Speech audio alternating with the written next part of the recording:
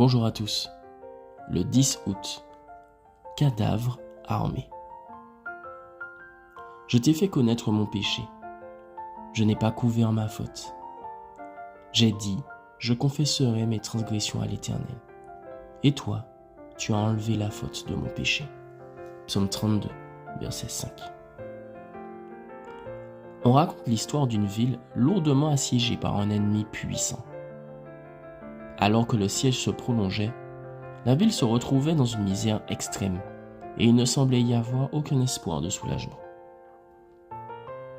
Quand les habitants étaient sur le point de se rendre, ils ont tenu une consultation pour déterminer quelle serait la meilleure ligne d'action compte tenu de la situation précaire des habitants.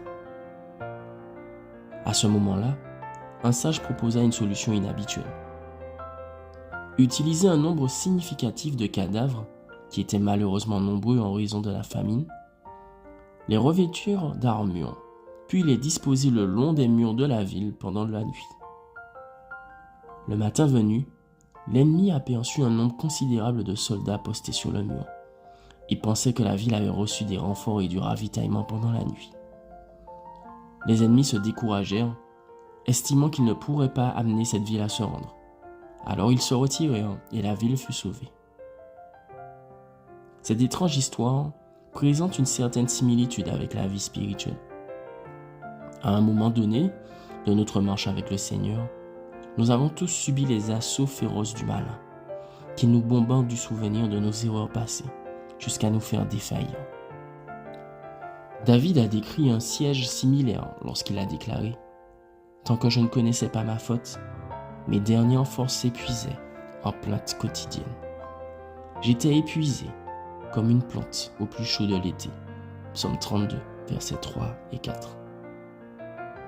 Mais comme cela s'est produit avec la ville de l'histoire, la solution, tant pour David que pour nous, consiste à exposer les squelettes que nous avons dans le placard, c'est-à-dire confesser nos péchés. Le psalmiste souligne « Je t'ai fait connaître mon péché, je n'ai pas couvert ma faute. J'ai dit, je confesserai mes transgressions à l'Éternel, et toi tu as enlevé la faute de mon péché. Qu'ainsi tout fidèle te prie au temps convenable. Si de grandes eaux débordent, elles ne l'atteindront nullement. » Psaume 32, versets 5 et 6. L'initiative de confesser nos péchés ne peut jamais provenir d'un esprit humain.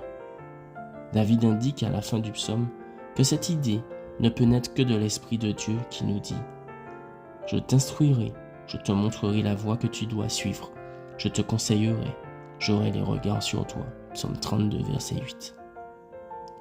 Te sens-tu assiégé par le mal?